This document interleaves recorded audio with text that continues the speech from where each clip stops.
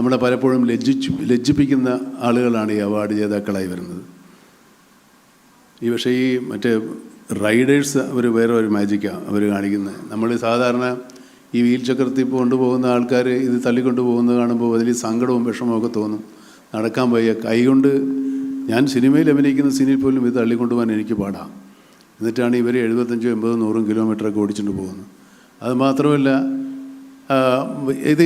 ഇതേ അവസ്ഥ തന്നെയാണ്. ഞാനീ പറഞ്ഞ ഈ കുട്ടിയുടെ മനസ്ഥിതി ഉള്ളവരാണ്, അവരുടെ വളർന്ന കുട്ടികളാണ് അവർ.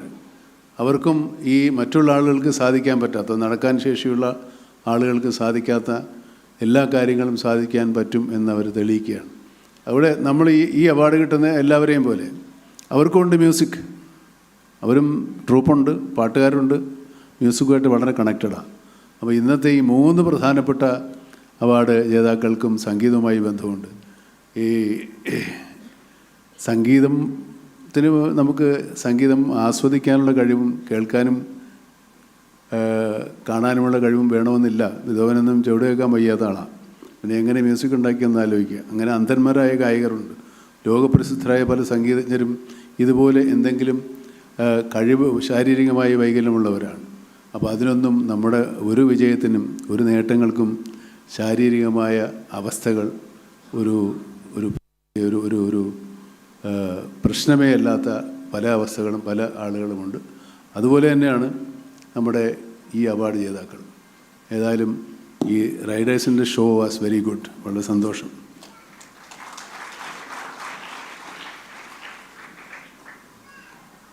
നൂർ ജലീല എനിക്ക് നേരത്തെ അറിയാം, ഞങ്ങളുടെ പഴയ ഫ്രണ്ട്സാണ്. ഞങ്ങൾ രണ്ടുപേരും കൂടെ ഒന്നിച്ച് അഭിനയിച്ചിട്ടുണ്ട്. എന്നുവെച്ചാൽ ഞങ്ങൾ കോ ആക്ടേഴ്സ്, ഞങ്ങൾ ഒന്നിച്ച് വർക്ക് ചെയ്തിട്ടുള്ള ആൾക്കാരാണ്. ഒരു പരസ്യചിത്രത്തിൽ വളരെ അതിൽ സാധാരണ കുട്ടികൾ ഒരുപാട് പേരുണ്ടായിരുന്നു അവർ. പക്ഷെ അവരെക്കാളൊക്കെ സ്മാർട്ടായിട്ടും എല്ലാ കാര്യത്തിലും മുന്നിട്ട് നിന്നത് ഈ കുട്ടിയാണ്. അതുകൊണ്ടാണ് ഞാൻ പെട്ടെന്ന് എനിക്ക് ഇവിടെ ഇതിന് കണ്ടിട്ടുണ്ടല്ലോ എന്ന് തോന്നിയപ്പോഴാണ് ഈ പരസ്യചിത്രത്തിൻ്റെ ഓർമ്മ വന്നത്. പൊളിച്ചു കേട്ടോ. അതും വയലിൻ വായിക്കുന്ന കുട്ടിയാണ്, മ്യൂസിക്കുണ്ട്, സംഗീതമുണ്ട്. അപ്പോൾ ജീവിതത്തിൽ ഒരു സംഗീതവും താളവും കണ്ടെത്തുന്നവരാണ് ഇതിൽ ഭൂരിപക്ഷവും എന്നുകൂടെ നിങ്ങൾ മനസ്സിലാക്കുക. എനിക്ക് നൂർ ജലീലിനെ കണ്ടപ്പോൾ വളരെ സന്തോഷം തോന്നിയത് അവൾക്ക് ഒരു പുതിയാപ്പിളയുണ്ട്. എനിക്ക്